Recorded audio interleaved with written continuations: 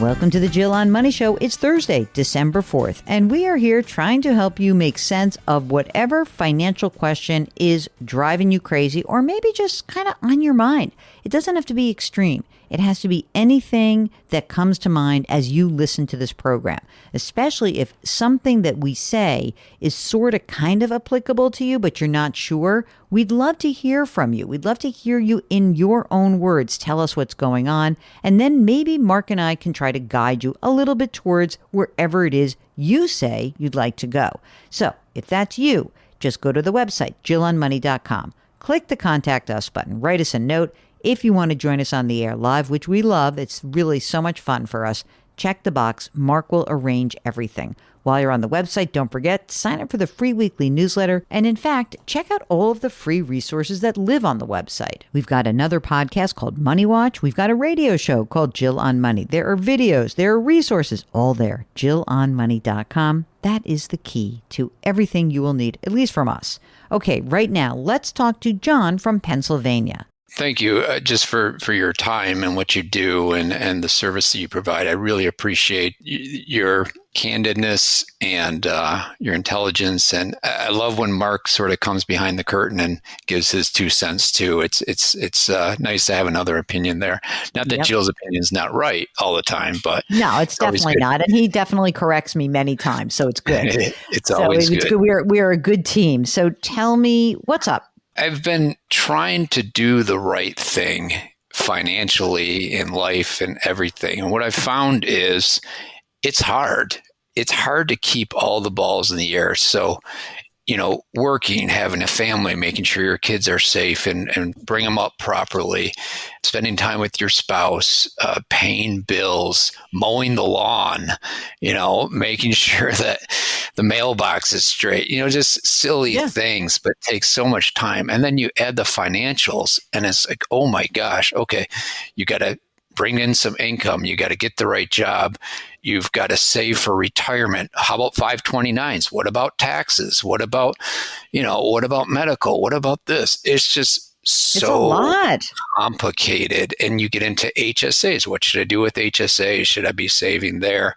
There's so much complexity. And when you hear the financial people talk, it sounds so simple, but when you actually do it and go through life and try to keep everything in balance, it's hard. We took not that we're very traditional people, but we just took a traditional role that my wife's going to stay at home and focus on the kids. I'm going to be the career guy and bring in the income.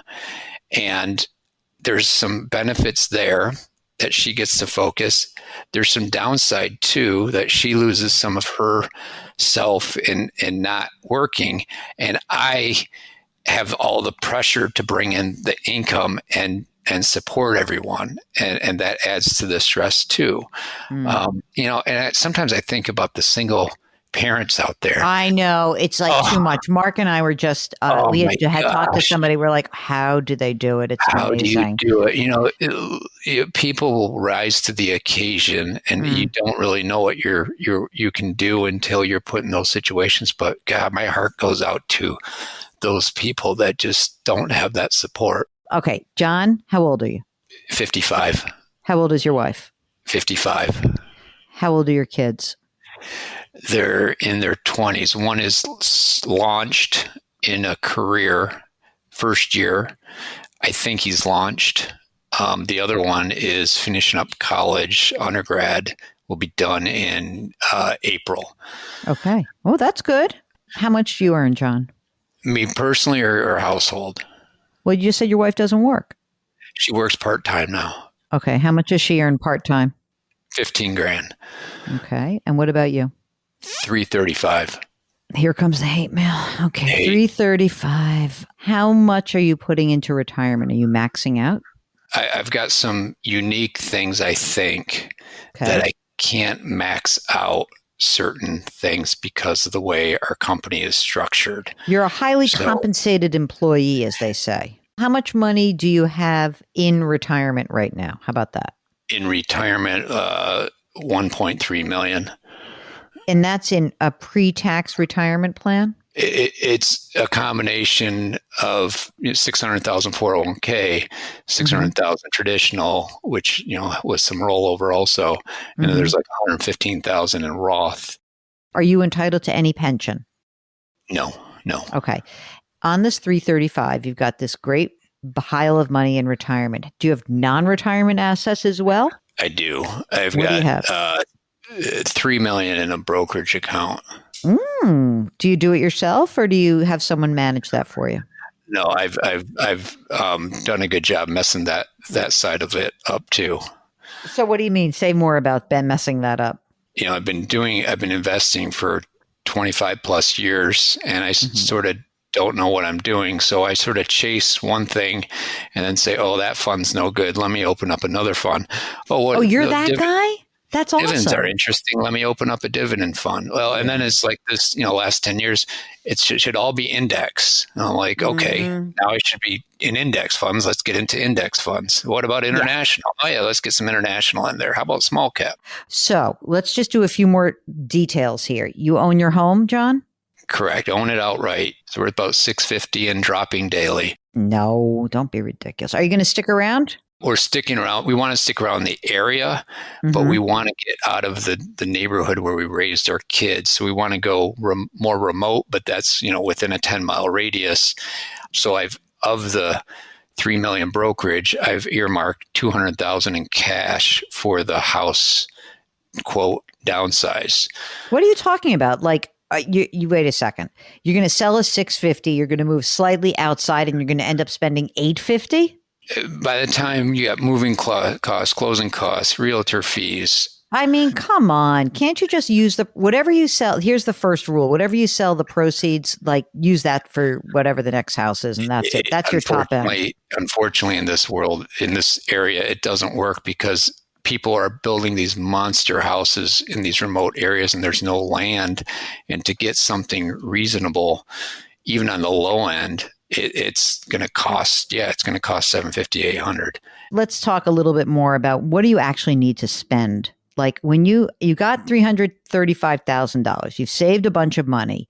Do you have money just in cash, just an emergency reserve fund, or is that a part of the brokerage? Again, it's part of the brokerage, but there's always a rub to what I do.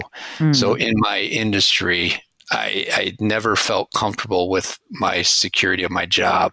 So Mm-hmm. we've always kept a couple years of cash on hand. And in that Mm. case, we've always kept a couple 100,000 liquid. Not that we spend 100,000 a year. It's just, it was a round number that we were comfortable with. Okay. I added a couple 100,000 for the house. So I'm sitting on 560,000 in cash. When you Of say that 3 million. so of the 3 million, okay, good. That's fine. So when you look at your social security benefit at your full retirement age, which is probably 12 years from now, John, what is that benefit? Do you know? 4,057 is 70. Good. 3268 is 67. Okay. 2272 is 62. All right. 3,300. So you're telling me you think you need 10 grand a month to live on. Is that right? No.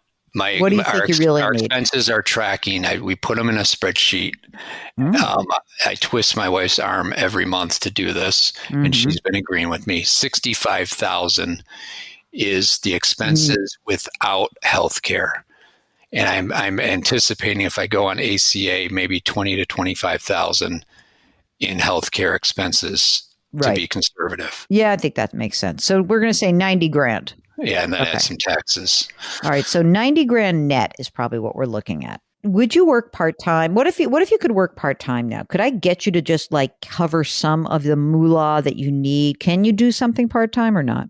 Yes, I can. If it's related to some of my sporting goods addictions, yes, I Yeah, could do right. that. Go work at like REI or something. Get your Well, stuff for free. Well, Or I like discount. food and I like sporting goods. So I was thinking, Trader Joe's or a REI because they offer benefits. Yeah, But exactly.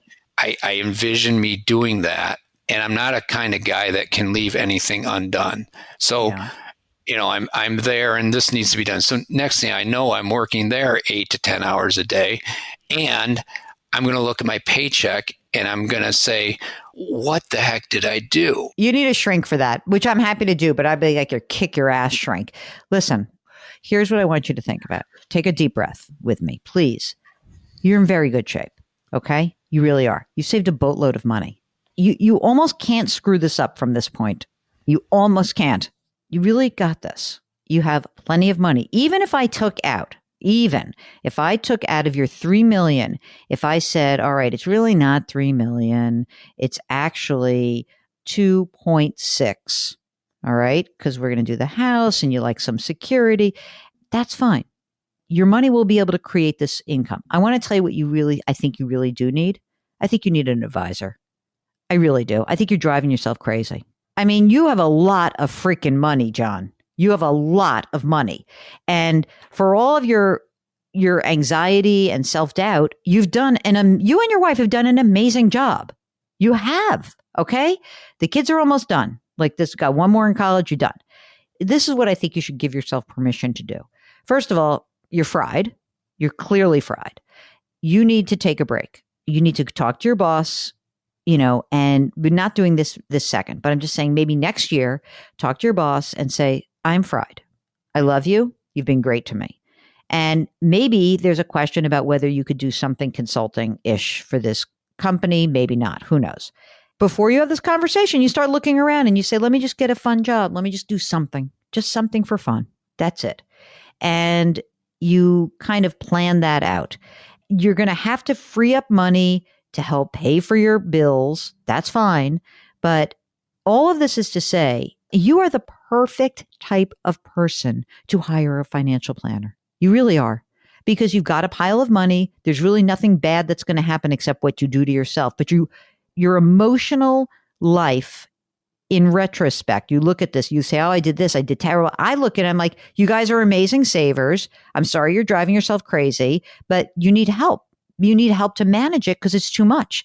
And so you don't just need someone to manage your money because that's dumb. You don't want to pay for that. You need a real financial planner who can help you weave together all of your needs and wants. And you're paying that person. I know that's a drag, but this is something you should absolutely consider.